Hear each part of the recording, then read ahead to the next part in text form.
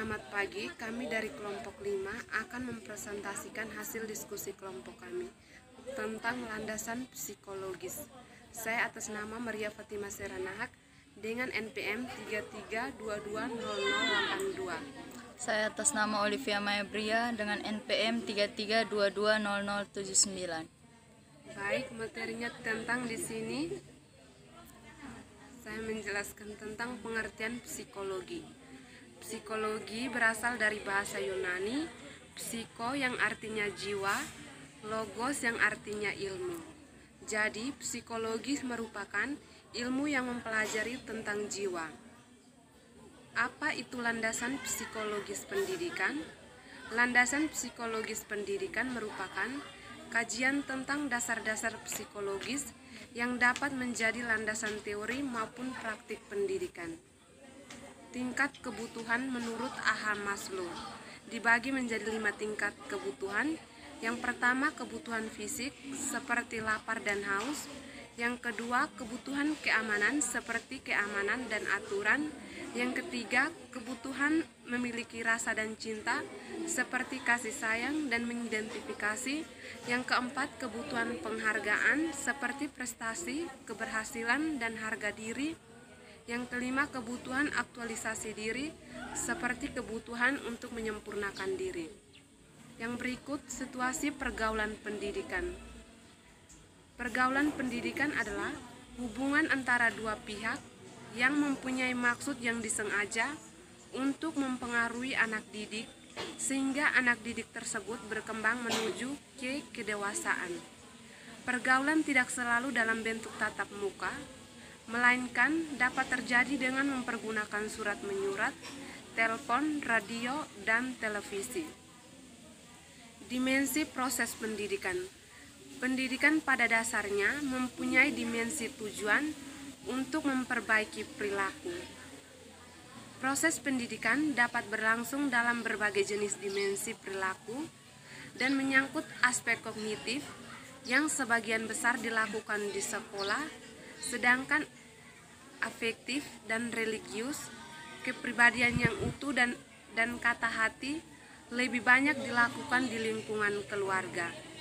Adapun keterampilan yang lebih banyak melibatkan aspek fisik, baik keterampilan tangan, kaki, tubuh, dan gabungan dari seluruh koordinasi tubuh. Yang berikut tugas-tugas pokok perkembangan.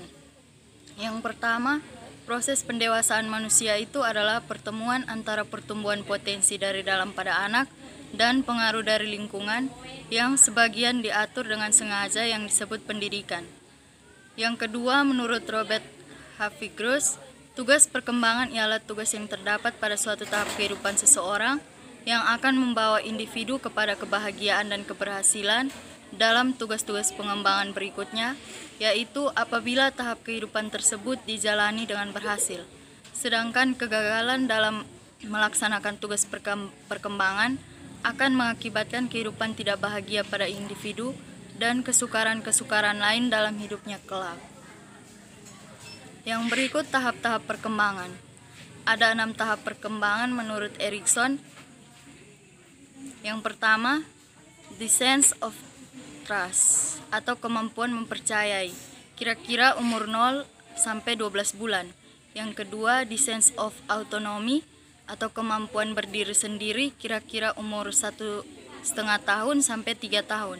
Yang ketiga, the sense of inisiatif atau kemampuan berprakarsa, kira-kira umur 3,5 tahun sampai 5,5 tahun. Yang keempat, the sense of accomplishment atau kemampuan menyelesaikan tugas, kira-kira umur 6 sampai 12 tahun. Yang kelima, the sense of identity atau kemampuan meyakini identitasnya, kira-kira umur 12 sampai 18 tahun. Yang keenam, tahap kedewasaan, ada 3 tahap, yaitu intimasi atau keakraban. Yang kedua, generativity atau kemampuan mengurus. Yang ketiga, integrity atau integritas kepribadian. Pemahaman terhadap perkembangan pribadi anak. Secara umum, perkembangan kehidupan anak dapat dibagi ke dalam periodisasi sebagai berikut. Yang pertama, anak bayi 0 sampai 1 tahun, periode ini mempunyai makna mempertahankan hidup. Yang kedua, periode kanak-kanak 3-5 tahun, yaitu usia prasekolah sebagai periode peralihan dari masa bayi ke usia anak sekolah. Yang ketiga, anak sekolah 6-12 tahun. Periode ini sebagian besar waktu dipergunakan untuk pengembangan pengetahuan intelektualnya. Yang keempat, masa remaja 12-18 tahun. Pada periode ini, anak mempunyai minat terhadap hal-hal kemasyarakatan dan senang dalam ikatan organisasi. Yang berikut, teori-teori belajar dalam pendidikan. Yang pertama, teori belajar kognitif atau kognitivisme. Proses belajar pada manusia melibatkan proses pengenalan yang bersifat kognitif.